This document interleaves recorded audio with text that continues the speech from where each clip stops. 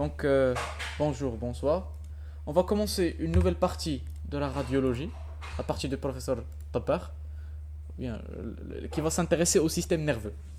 Donc, comme rappel, on a déjà fait deux parties, notamment la partie du professeur Saberi, qui s'intéressait aux généralités, la partie du professeur Twain, qui s'intéressait à l'appareil locomoteur. Maintenant, nous allons commencer un nouveau système, le système nerveux, ainsi que certaines généralités qui sont très intéressantes à savoir à notre niveau. Donc le premier cours, il va s'intéresser aux généralités de crâne, les enveloppes crâniennes et comment est sa disposition standard pour être capable de reconnaître une radiographie standard du crâne, ainsi que les autres examens comme l'IRM et l'échographie, ou bien le scanner. Et au fur et à mesure, nous verrons les atteintes les plus fréquentes ainsi que leurs caractéristiques. Donc commençons par le premier cours qui va s'intéresser à les explorations radiologiques du crâne en général. Donc d'abord, les objectifs, bien sûr, les différentes techniques possibles, les indications, les contre-indications, etc. On l'a déjà vu avec la première partie de la radiologie. Introduction, bien sûr, le cerveau. Je pense que je ne vous rajoute rien lorsque je vous dis que c'est un organe noble. Le cerveau, c'est le chef d'orchestre de votre corps humain. Mais il est siège de différentes pathologies. Pathologies dégénératives, pathologies tumorales, cancéreuses, vasculaires, etc. Compressives. Donc les types d'atteintes sont plusieurs. Et pour l'exploration du cerveau, on utilise surtout l'IRM, ainsi que le scanner.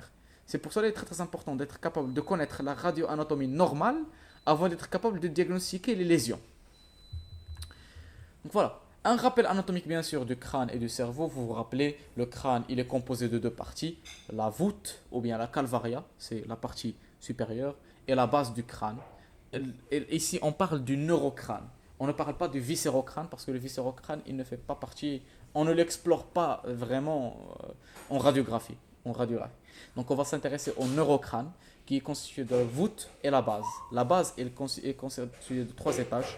La partie antérieure qui abrite l'os sphénoïdal et l'ethmoïde. Vous vous rappelez de ça un peu. Frontal. Et le frontal cerveau. La partie, donc les limites, l'étage antérieur, ce sont les orbites, la partie postérieure des orbites et la petite aile de l'os sphénoïde et l'étage moyen qui se trouve entre la petite aile et la pyramide et l'étage postérieur qui se trouve entre les pyramides et les fosses cérébelleuses et la partie postérieure des os. Donc la base du crâne, juste un rappel anatomique. Les éléments de la face, eux aussi, on va les retrouver comme les orbites, les fosses nasales, le cavum, etc. Ce sont aussi des éléments qu'on peut voir en radiographie.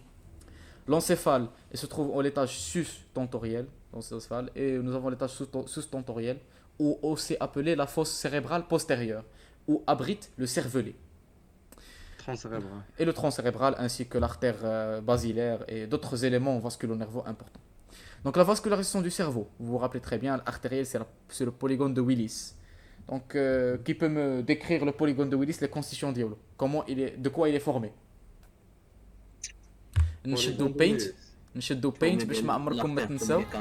كومونيكون بونتيريور بوستيريور صبر. لا سير l'artère donc كاروتيد انترن. la carotide interne. Donc on commence ici. هي la carotide interne. La carotide اييه interne, qu'est-ce qu'elle donne? 4 كولاتيرال. كولاتيرال Plusieurs collatérales, ophtalmiques, coronoïdes, antérieures, etc. Et d'autres exemples. Ensuite, les termes hypophysaires. Bon, quatre collatérales, très bien. Ensuite, elle va se diviser. Qu'est-ce qui va se passer à l'artère carotide interne? كتعطيك ان برونش تيرمينال كتلاقى مع الاخرى الكاروتيد انترن الاخرى باش يديروا كومينيكونت اونتيريور الكومينيكونت اونتيريور كتعطيك لاختيغ سيريبرال موين سوبيريور. لا الموين ملي كتلاقاو الانتيريور. اصبر نزيد نكبر هنا شويه. الانتيريور هنا كتعطيها لك هنا اللي فين لاكاروتيد انترن يدير لك لاسبي بحال هكا. Ensuite l'artère. Très bien. Donc c'est à peu près l'aspect بحال هكا. Donc l'artère carotide se divise en deux. On بعد عندنا l'artère communicante antérieure ou l'artère cérébrale supérieure. On a l'artère communicante postérieure qui va aller. L'artère communicante postérieure, oula, si ça se les artères, mais à peu près c'est cette structure qui va aller communiquer avec quel autre élément vasculaire? سيريبيل لا البوستيريور شي حاجه l'artère cérébrale postérieure, l'artère cérébrale postérieure qui provient d'où? de l'artère برازيل L'artère basilaire, le tronc basilaire. Le tronc basilaire, il nous donnait quoi? نعطيك سيريبيل سوبيريور ومويان Supérieur et moyen, deux artères. Alors que l'artère cérébelleuse inférieure, هو اللي يعطيك سيريبيل انفيريور très bien. Le tronc basilaire, il provient de la réunion de deux artères vertébrales. Les deux artères vertébrales. Et ce sont les artères vertébrales. Très bien. اللي كاينه او نيفو صافي الله يجعل البركه تبارك الله عليك ما برادر. دونك هذا هو لو رابيل ديال البوليغون دو ويليس. شي وقيلا نتغدى دابا المهم. Donc voilà un rappel du polygone de Willis, l'aspect en général. Très bien. Donc on peut le chercher surtout lorsqu'on fait le produit de contraste. Parce que vous comprenez que le produit de contraste, on l'injecte dans les vaisseaux. Donc un rappel de la disposition des os, les os du crâne, du neurocrâne et du viscérocrâne. سفينويد ne fait pas partie de la voûte. Sphénoïde. Sphénoïde. غرونديل سفينويد تشوف في الصوره الاخرى الفوت اي لا باز. لا وا صاحبي برك نمشي في هذه باغي المبهم سير صاحبي داكشي اللي باين. اوس فرونتال باغيطال الفوت ليكزام تحطات. لا السفينويد il devrait faire partie de la voûte à mon avis. Il devrait faire partie de la داكشي voûte. اللي قلت انا Il devrait faire mais اش نقول لك اخويا بقيتي كداف لي الا بيتشي. كان هو سفينويد في بارتي د لا فوت ما في با بارتي د لا فوت اوكي بس طامبوغ راه يكون في بارتي ديال لا فوت ماشي المهم هذاكشي سون دي داكشي. Un petit rappel ensuite des méninges, ce sont les couches qui enveloppent le cerveau et où on a la vascularisation, notamment les méninges, ils sont constitués de trois couches. La pimère qui est intimement collée à la corticale, au cortex cérébral. L'arachnoïde qui se trouve entre la pimère et la dure mère qui adhère à la paroi osseuse. Un petit rappel, la pimère elle est distinguée de deux feuillets. Un feuillet intimement adhéré au cerveau et un feuillet qui adhère. Quand elle avait deux feuillets, elle a dit la pimère. Et entre les deux feuillets de la pimère, on distingue la vascularisation du cerveau. Notamment, c'est là où siègent les sinus veineux. L'espace sous-tentoriel et sus-tentoriel, comme on a dit, qui distingue les deux fosses cérébrales. Fosse cérébrale antérieure où abrite le diencéphale et téléencéphale, et la fosse cérébrale postérieure où abrite le tronc cérébral et le cervelet. La substance grise, un petit rappel, elle se trouve en périphérie, dans le cortex cérébral, les corps cellulaires, où on distingue plusieurs couches, notamment la couche 5, c'est là où existent les cellules pyramidales, si vous vous rappelez.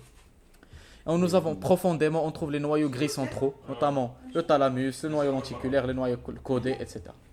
La substance blanche, elle se trouve dans plusieurs régions, notamment la sous-corticale, c'est immédiatement sous la substance corticale, sous le cortex cérébral, on trouve le prolongement de ces nerfs, de ces corps cellulaires, c'est ce que nous donne cet aspect de substance blanche.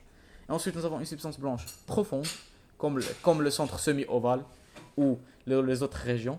Et finalement, nous avons une substance blanche périventriculaire autour des ventricules, d'où le prolongement des nerfs qui vont prendre leur voie naturelle. Les ventricules, un petit rappel sur les ventricules. Comme vous vous rappelez, nous avons un nombre de 4, 2 ventricules latéraux, et ensuite un troisième et quatrième ventricule. Les ventricules latéraux sont réunis avec le troisième ventricule par le trou de Monro. Et le troisième est relié au quatrième par l'aqueduc de Sylvius. Et le quatrième, il a 3 orifices postérieurs, 2 latéraux et un seul magendie. Très bien. Donc, c'est la circulation de LCR où il subit une sécrétion au niveau des plexus choroïdes du ventricule latéraux. Plexus choroïde? Non. Yes. Plexus choroïde des ventricules latéraux. Et ils subissent une réabsorption après circulation autour du cerveau. Soit ils vont sortir les granulations de Pacchioni qui se trouvent au niveau du sinus longitudinal supérieur, etc. Ou bien ils vont continuer leur voie. Le quatrième ventricule, il subit une constriction au niveau de la moelle épinière pour nous donner le canal épendymaire. Le canal épendymaire, c'est le LCR qui va circuler au niveau de la moelle épinière. Et tout en bas, on trouve le sac de LCR après le phylum terminal, après la queue de cheval, c'est là où on peut par exemple faire la ponction lombaire. Ponction lombaire. Bien sûr, il y a une contre-indication majeure de la ponction lombaire où غتدخل عليها الحبس إذا درتيها. Laquelle هي ما دارش بلاصه. إذا كانت واحد لاتانت ودرتي اون بونكسيون لومبير غتدخل عليها الحبس. لا لا بقيت عاقل. لا كان زيد أكرم. كيتسموا دوك لي بونشمون، وقيلا لي بونشمون ملي ليكيب سيبارو غاشيديان كيتسكريطا بزاف، كيتسكريطا كيدير سميتهم كيتسمى هيدروسيفالي. لا ماشي هذيك، لا ماشي هذيك. سي بوسيبل، سي بوسيبل. تونسيون كرانيال انتراكرانيال. فوالا هذا هو لو تيرم اللي كنقلب عليه، l'hypertension intracrânienne. إذا درتي une ponction lombaire alors que عنده hypertension intracrânienne, tu vas causer l'engagement. وإذا كان l'engagement, c'est la mort de l'individu. حيت surtout l'engagement des amygdales. حيت انت كتكوزي un engagement vers la moelle épinière. نعم. بونكسيون لومبير. صبر كنسمع عليهم. ponction lombaire. Voilà, qu'est-ce qui se passe? Que dire une ponction, ça diminue la pression au niveau de la moelle épinière. Et le cerveau qui est déjà hyper tendu. Ça veut dire qu'il va commencer à migrer, à descendre vers la moelle épinière. Et c'est ce qui cause l'engagement. C'est un problème, c'est létal. Immédiatement, ça tue votre... Bien sûr, le polygone de Willis, un petit rappel, par ta carotide interne, comme on a dit, se divise en deux. Et ensuite, il nous donne les artères cérébrales antérieures, l'artère cérébrale moyenne, donc se divise en deux, etc. L'artère communicante antérieure entre les deux artères cérébrales antérieures. Ensuite, les artères communicantes postérieures avec l'artère cérébrale postérieure qui provient du tronc basilaire. Le tronc basilaire qui nous donne les artères cérébelleuses. Et les deux artères vertébrales qui nous donnent les artères cérébelleuses inférieures postérieures, la pica. Voilà. La vascularisation veineuse, un petit rappel, les sinus. Sinus longitudinal supérieur, sinus longitudinal inférieur, sinus droit, sinus le sigmoïde. Et ensuite, le confluent veineux de Pyrogov pour nous donner l'artère jugulaire interne. La veine jugulaire interne, désolé, Michel l'artère. Etc. Donc un petit rappel. Donc voilà. Donc c'était le rappel anatomique de la disposition des organes au niveau du cerveau. Maintenant, nous allons voir qu'est-ce qu'on peut explorer à l'aide des méthodes. Des méthodes de radiographie. D'abord, on aura la radiographie standard, qu'est-ce qu'on cherche. Ensuite, le scanner, l'angioscanner, l'IRM, l'échographie, l'échodoppler et l'angiographie. Donc on va aller étape par étape. Lors de la radiographie conventionnelle, bien sûr, nous avons deux incidences, incidence de profil et incidence de face. Qu'est-ce qu'on veut voir? D'abord, les critères de réussite, de qualité d'une radiographie conventionnelle du crâne. On aura besoin d'une superposition des toits de l'orbite. Ça veut dire, qu'est-ce que ça veut dire la superposition? Imaginez avec moi. Donc imaginez-vous, vous avez votre crâne et le toit de l'orbite. Le toit de l'orbite, si l'individu, il avait sa tête, par exemple, il nous regarde, et il avait sa tête penchée vers un seul côté, nous aurons une duplication des toits de l'orbite. Parce que l'individu, il avait penché sa tête, et donc, il était sous cette forme avec l'axe vertical. Il avait penché sa tête. Donc, c'est un problème qui va induire que l'interprétation, elle est difficile, parce que vous aurez un premier toit ici, et le deuxième de l'autre œil de l'autre côté. Alors que lui, il doit se tenir à un axe vertical bien tendu, pour être capable de capturer tous les éléments de profil dans le même plan. C'est ce qu'on aura, une superposition des toits de l'orbite, superposition des éléments des rochers, comme vous le remarquez ici, et superposition des branches montantes de la mandibule, pour avoir une seule branche, pour ne pas avoir une duplication. Si on a une duplication de l'une de ces structures, c'est un critère de mauvaise image. Voilà un exemple, incidence de profil, du côté gauche, côté droit, incidence de face. Donc maintenant, si nous remarquons de face, superposition de la base du crâne avec le massif facial. Encore une fois, on ne veut pas avoir duplication des structures. Voici une duplication des structures, comme vous le remarquez. Le premier orbite et le deuxième qui est plus en bas. Bon, actually, never mind, I can duplication des structures d'autre côté, le massif facial. Qui fait que l'interprétation est un peu plus difficile. Vraiment, essaye فهمت هاد البلان ديال السوبربوزيسيون. زعما يلا شرحتها صاحبي. براسو ما خصوش يكون محني، فهمتي؟ الا كان محني غادي يبانوا ليه، ما غاديش يبانوا ليه لي كونستيسيون مزيان. بحال دابا لوربيت غادي يبانوا جوج ديال دوك لي ليميت فرونطال اللي كيكونوا اون سوبيريور في لوربيت، غادي يبانوا لك جوج خطرات. هو الا كان فيرتيكالمون مزيان، الا كان واقف مزيان راه غادي تبان لك مره واحده، فهمتي؟ ما الا كان حاني راسو غادي يبان لك بحال الا عنده جوج عينين، وحده فوق وحده، فهمتي؟ يعني غادي يكون الراديوغرافي دو بروفيل ما غاديش تكون هي هذيك، ما غاديش تكون مزيان. صافي فهمت كاين. ها انت فاش قلت قبيله اذا كان راسو عوج ça veut dire que l'image qu'on va capturer elle ne va pas passer par les deux plans osseux d'une manière superposée, ça veut dire un en dessus en haut de l'autre فوق منه. حيت si l'image de profil كما كنشوفوا هنايا راه غادي دوز من العين الاولى le premier orbite et le deuxième. Si ils ne sont pas superposés, on aura une duplication de ces structures. Et la duplication de ces structures, ça veut dire qu'ils ne sont pas dans le même angle. كيما عطيتك هاد المثال ديال l'individu اللي عوج راسو. بغيتي نمسح لك هادشي كامل اللي صمت. ها هو le K2 et le K1. Le K1 راسو واقف مع l'axe vertical.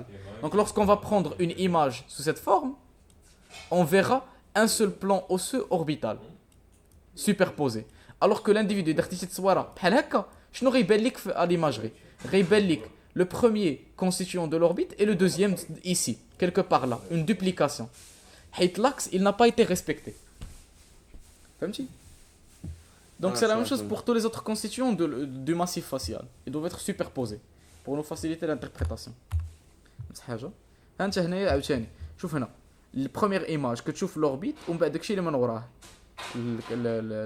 هذه probablement la partie postérieure du crâne. هنا عندك le massif facial ou les os اللي من وراهم la branche montante وحده فوق من الاخرى.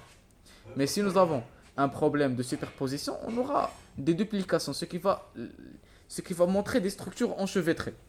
ماشي وحده فوق من وحده حدا الاخرى وغتعوج عليك، غتصعب عليك انك تشوف لي ليزيون، غتصعب عليك انك تشوف اذا كان شي مشكل هنايا مثلا ما غيبانش لك حيت مغطى عليه العظم. Voilà. Cliché, on parle de cliché de Blondeau. C'est une radiographie d'un point de vue inférieur, en contre-plongée, que tu mets le jack, et on remarque la face. Est-ce qu'il y a un problème? Ensuite, les variantes normales, de la normale. Qu'est-ce qu'on peut voir? On peut voir les empreintes vasculaires. C'est normal. إذا كان le vaisseau عامر ماشي بحال خاوي. On peut voir soit l'artère méningée moyenne, comme on le remarque ici. On peut voir les veines diploïques, ou bien les fossettes de Pacchioni.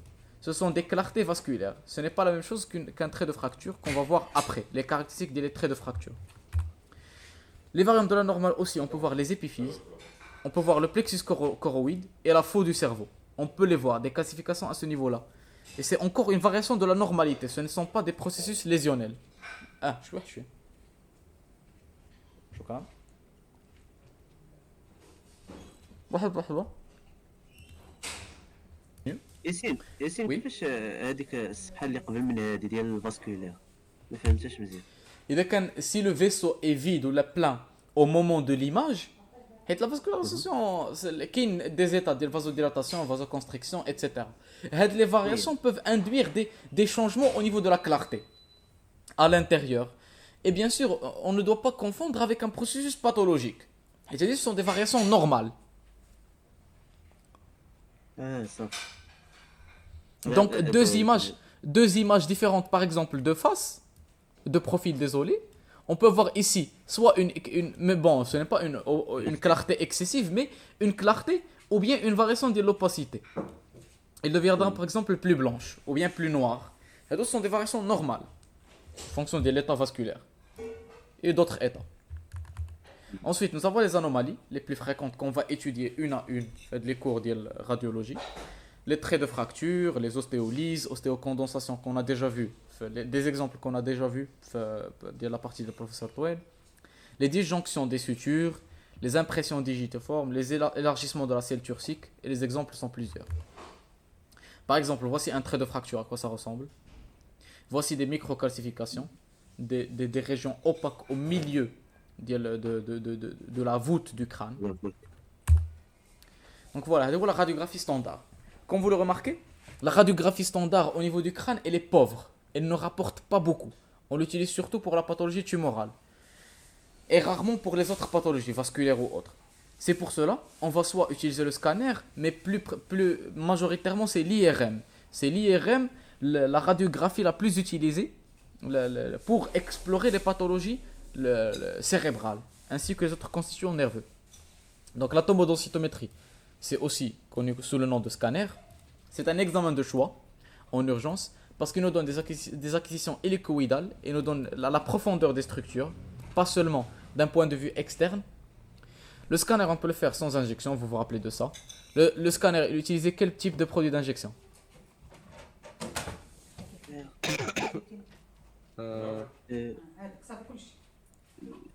Radio opaque. شنو هو اللي راديو اوباك؟ اليود زعما بغيتي تخسر. Produits iodés, les produits iodés, oui. Le scanner et la radiographie standard utilisent des produits iodés. في l'IRM ان شاء الله فاش نوصلوا لها quel produit de contraste كيستعمل؟ سيري جليكوز. Gadoline, les produits gadoline. غادولين. Donc voilà, عندنا l'angioscanner, étude vasculaire, donc l'angioscanner pour étudier les vaisseaux spécifiquement, ou bien on peut avoir utilisé des fenêtres, soit la fenêtre parenchymateuse ou la osseuse. Vous vous rappelez de la notion de fenêtrage? Ouais. C'est lorsque voilà, je voulais connaître la notion de fenêtrage, qu'est-ce que ça faisait? Un peu. انا كنركزوا على شي غيزيون واحد البلاصة. بارابور الاخر. وبالتالي هذاك Le scanner, si vous vous rappelez, on se basait sur le signal, le signal. شكرا. باش الدراري واحد الدقيقة واحد اللحظة الدراري. اجي. احنا بحال هكا. Voilà.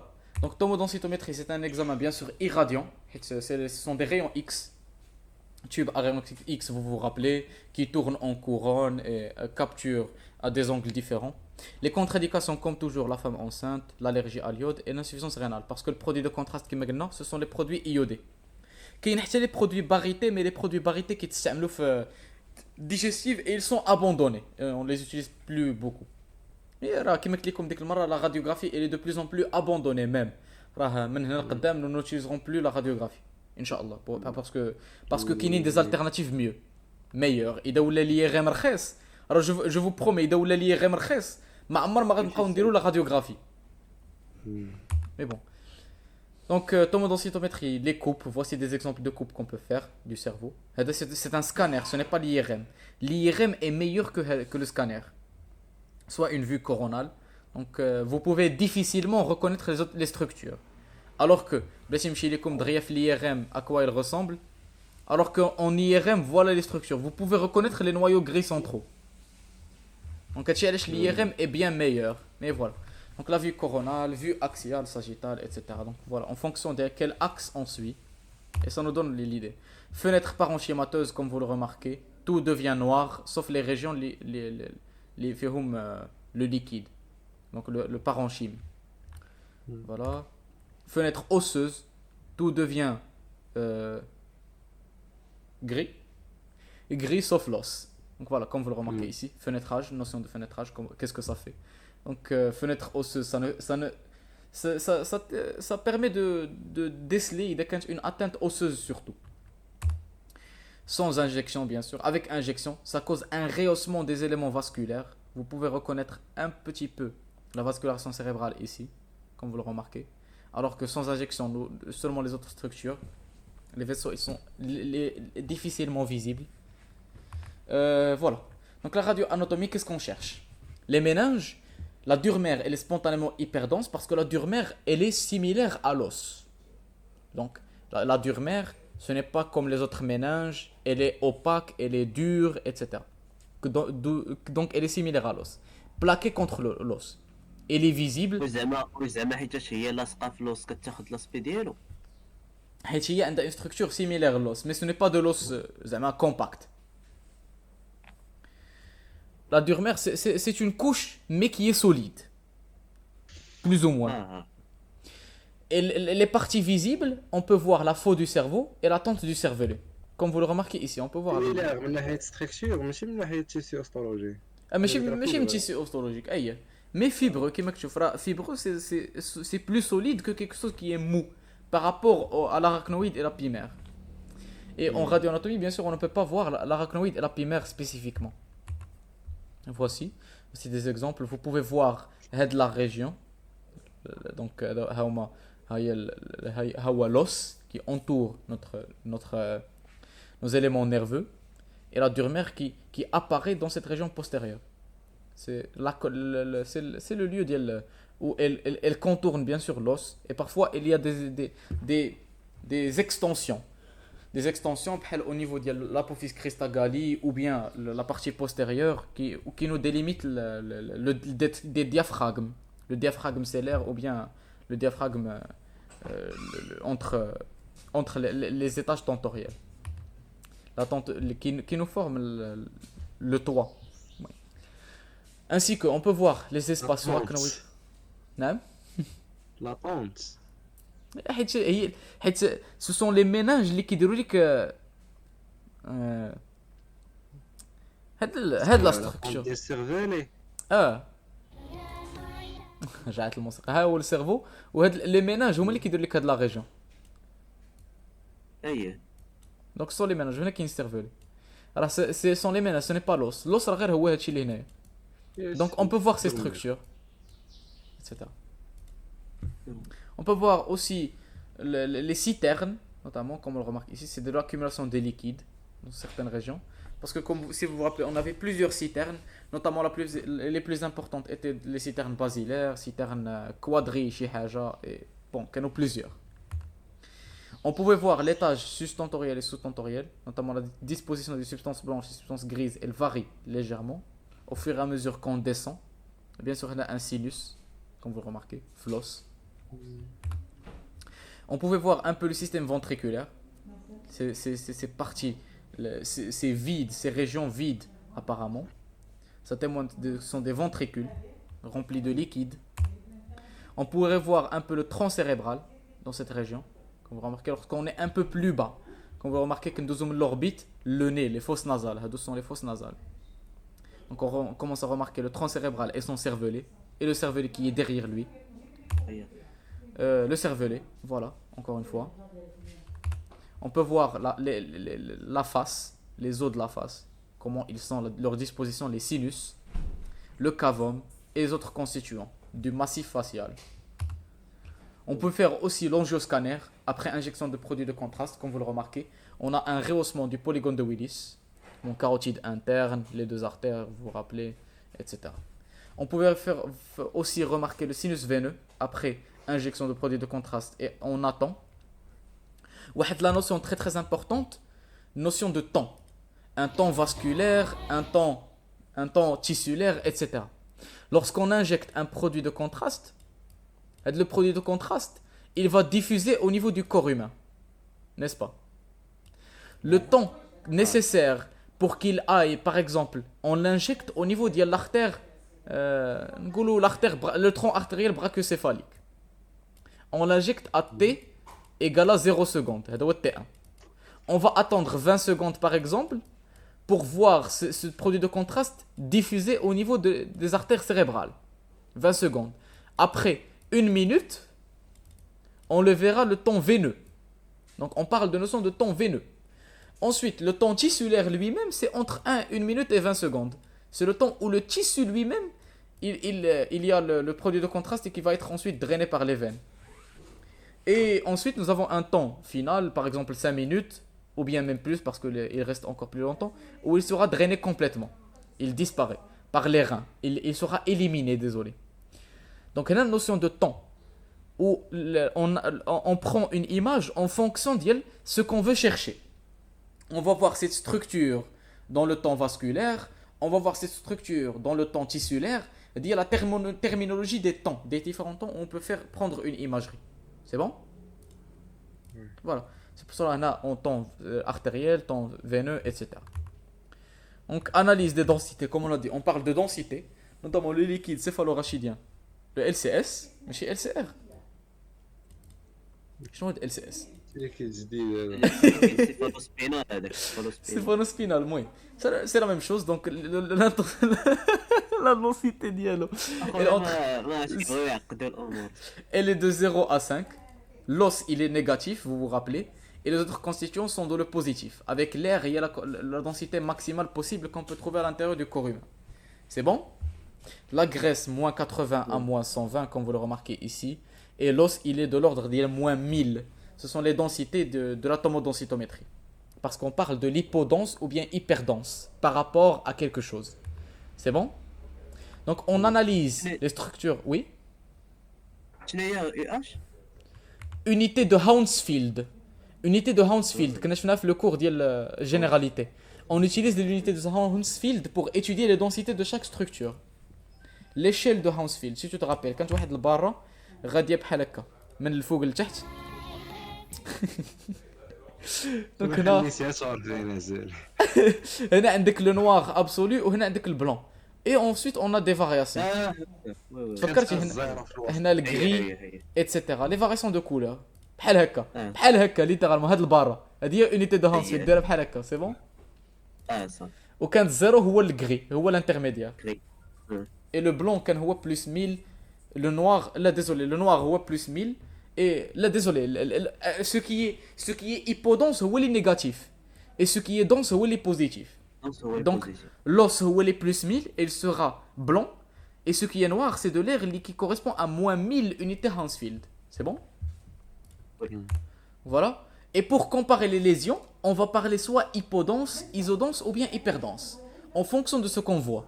Par exemple, voici une imagerie qui montre un œdème cérébral.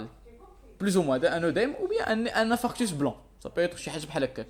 Moi, c'est la même chose. C'est une dilatation qui nous montre une structure hypo ou hyperdense. Qui est par rapport à la corticale normale. Regardez la corticale normale. Hypodense. hypodense aussi pour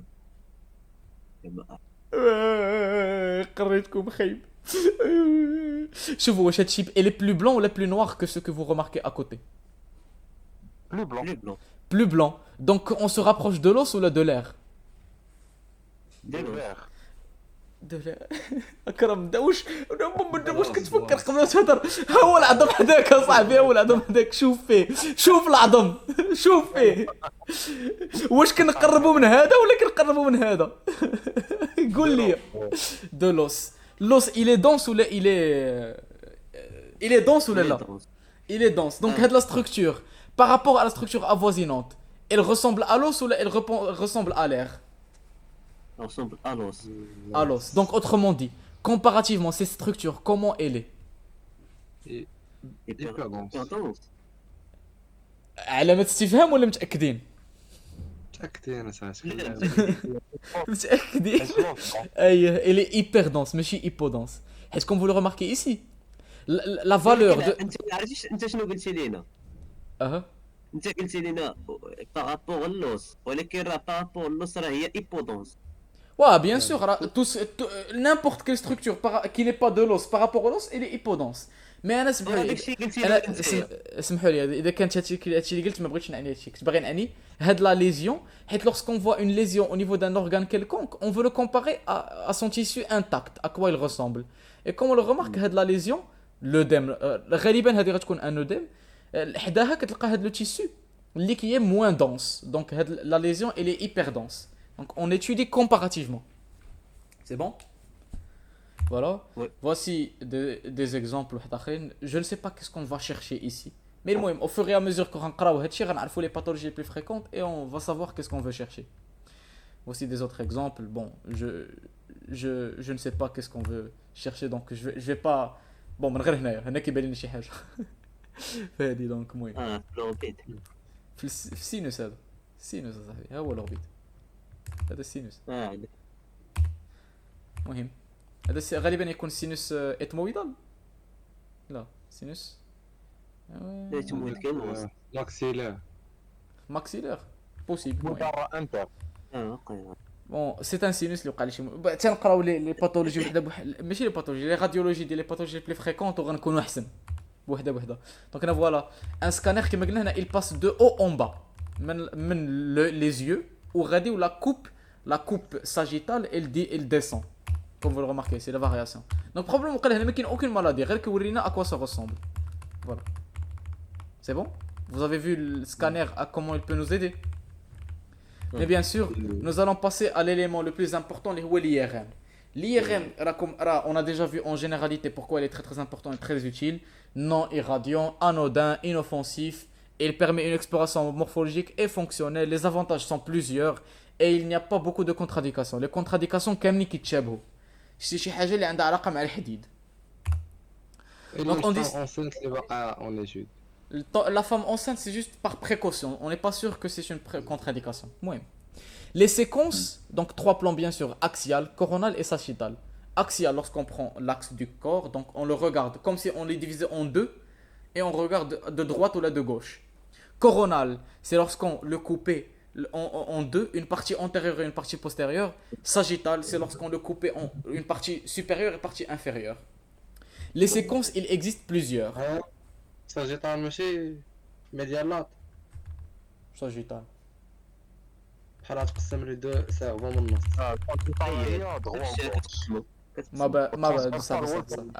Donc axial, il est axial, c'est un supérieur inférieur. Désolé pour cette erreur.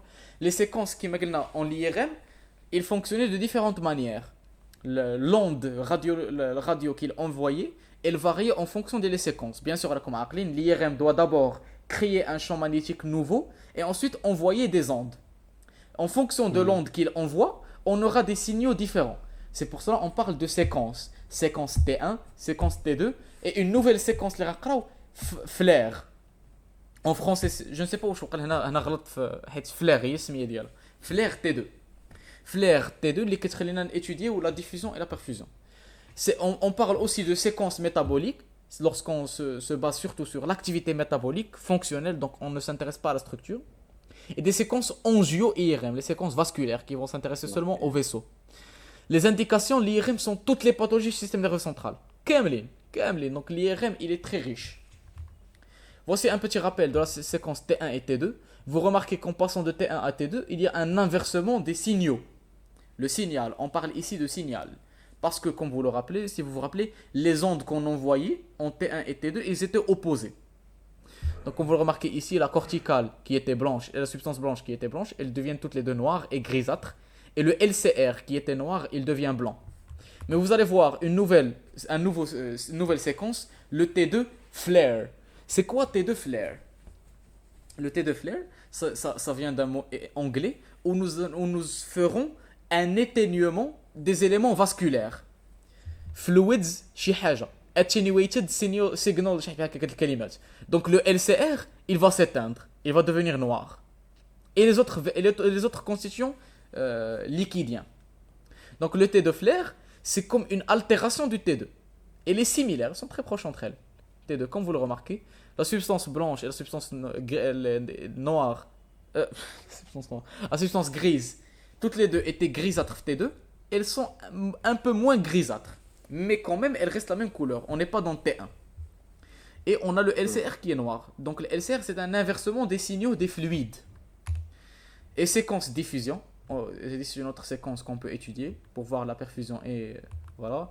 Séquence T2, voici un autre exemple de ce qu'on peut voir en fonction de la coupe où elle se trouve. Séquence de base, comme on a dit, on a la séquence T1, séquence T2, séquence gradient écho et séquence flair. Voici les variations les plus qu'on peut remarquer. Donc comme on a dit, le T1 et T2 ils sont opposés plus ou moins strictement parce que les ondes qu'on utilise elles sont opposées. Donc c'est pour cela les constituants qui étaient en hyposignal, ils deviendront en hypersignal. Et le flair, c'est un T2 altéré légèrement. Le T2 avec une altération des fluides. Naama Yassine. فكرنا نلاحظ دابا T2 و T1 ce sont les temps ديال l'émission ديال les temps اللي تأمى فيهم السينيال لوغ ديال الغشور ديال هذوك لي زيون ديدروجين اللي راه دايرهم انيسيال زعما هذا الاول هذا الثاني وهذا الثالث ولا هما دايرين بحال لي فينيتر. لا سي الاول الثاني والثالث حيت لوغسكون نيمي لوند راديو الاولى وكترجع اون كابتور دوز ايماج ديفيرونت اي فاش كنديروا ان فينيتراج سبيسيال تما فين كنبدلوا لوند راديو اللي كترمى اللي كتاكتيفي لينا اللي كتحرك لينا دوك لي زيدروجين. فوالا لي سيكونس دو باز اون بو فير اوسي هي لا عطانا الفلير تقدر تعطينا بزاف كاينين بزاف ديال لي تيب ديال السينيو اللي نقدروا نحصلوا عليهم اون فونكسيون ديالو اذا بدلناك تقدر تعطينا فلير باغ اكزومبل. لي سيكونس اونجيو اي ام داك الفلير بحال الا كان اليمينيو لي فيسو والاس تي ار. Les constituants liquidiens. Les constituants liquidiens, ils deviennent hyposignaux. هذا هو الفلير. C'est un T2, c'est un T2 mais avec une onde radio مختلفة اللي qui induit les constituants liquidiens, ils deviennent hyposignaux.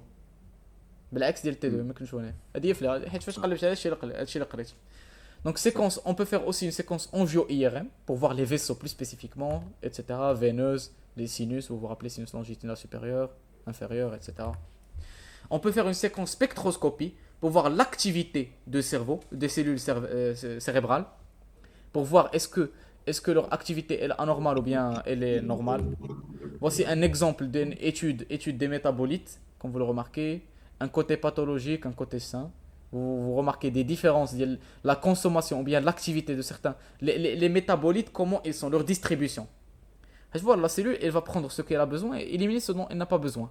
Mais par exemple, imagine avec moi l'astérixis, dû à une insuffisance hépatique. C'est dû à quoi l'astérixis, l'insuffisance hépatique? Encéphalopathie hépatique. L'encéphalopathie hépatique, mais elle était pourquoi? L'accumulation de quel élément? L'ammoniac. L'ammoniac ou l'ammonium.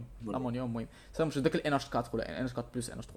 Donc, si elle rentrait à l'intérieur des cellules, lorsqu'on veut étudier les métabolites, par exemple, on trouvera un pic au niveau de l'ammoniac.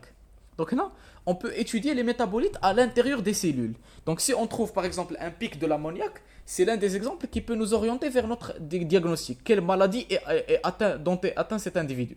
Et d'un autre point de vue, vous remarquez ici les zones activées, ça veut dire que les cellules nerveuses sont en activité, notamment les corps cellulaires, alors que les autres régions sont froides parce que ce sont des prolongements, ce ne sont pas des noyaux.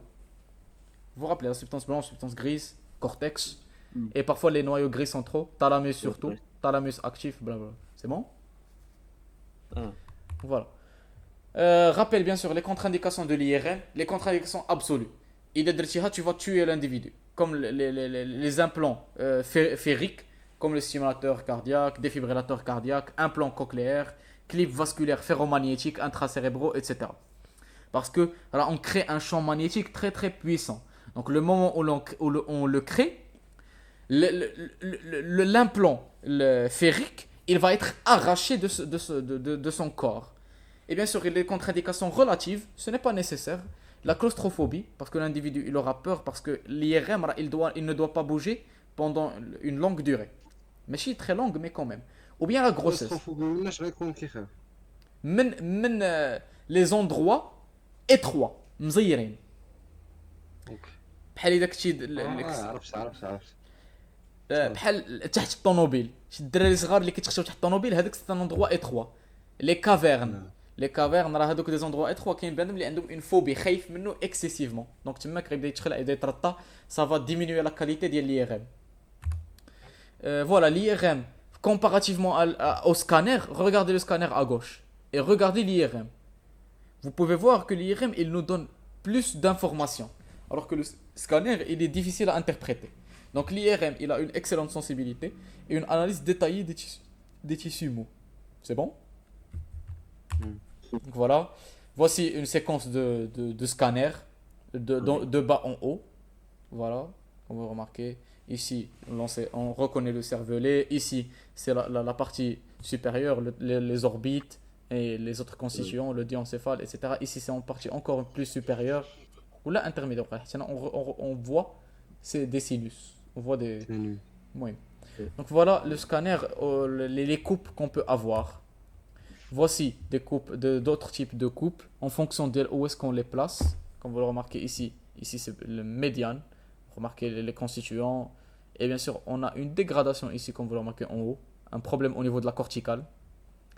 Donc, et d'autres exemples. On va voir les pathologies une à une. Mais bon. Ici, un autre exemple. Ici, c'est possiblement une hydrocéphalie. Ici aussi, on a un problème au niveau des méninges, etc. Donc, les exemples des pathologies qu'on peut voir, il y en a plusieurs. Là, c'est juste une introduction. On les verra une à une. Ensuite, on peut faire l'échodoppler transcrânien. L'échodoppler, c'est un examen échographique qui s'intéresse surtout à voir la vascularisation des organes. L'échodoppler cardiaque. C'est un autre exemple pour voir la vascularisation coronaire, si vous vous rappelez. Donc l'échodoppler transcrânien, les artères cérébrales. Donc c'est un examen non invasif, aucune contre-indication, et il nous permet une étude morphologique et dynamique pour voir les vaisseaux, est-ce qu'ils vascularisent très bien, est-ce qu'il y a des emboles, est-ce qu'il y a un blocage, etc. On peut aussi faire une échographie transfontanelle chez le nourrisson, parce que les fontanelles, ils ne vont pas bloquer le sang. Donc c'est pour cela qu'on peut facilement voir. Donc on utilise bien sûr des sondes à haute fréquence pour partir profondément, si vous vous rappelez. On utilise les ultrasons, mais les ultrasons, ils peuvent varier de 2 à 50 MHz. Et cette variation, elle induit une variation de la profondeur dont l'onde peut traverser. Les ondes à basse fréquence, comparativement, 2 millions Hz. À basse fréquence, elles vont plus profondément. Les sondes à haute fréquence, 50 millions, elles vont d'une manière superficielle. Donc voici un exemple. On peut étudier l'anatomie du cerveau du nourrisson à partir de l'échographie transfontanelle. On peut aussi faire l'artériographie cérébrale pour voir les vaisseaux artériels. Et comme vous le remarquez ici, voici à visiter diagnostic pour voir s'il y a une ischémie par exemple, un AVC ischémique, accident vasculaire cérébral, etc. Donc voilà. Donc en conclusion, comme on le remarque, il existe plusieurs méthodes d'explorer le cerveau et les constituants du crâne. Cependant, l'IRM reste celui le plus important parce que c'est l'examen le plus riche, le plus enrichissant, qui nous donne le plus d'informations. Donc d'abord, avant de procéder à l'analyse et l'étude des lésions, nous aurons besoin bien sûr d'une compréhension profonde de l'anatomie normale et de la radiologie normale, afin d'être capable de déceler les lésions, de reconnaître ce qui est pathologique de ce qui est physiologique. C'est bon? ياسر واخا ترجع لك ايكو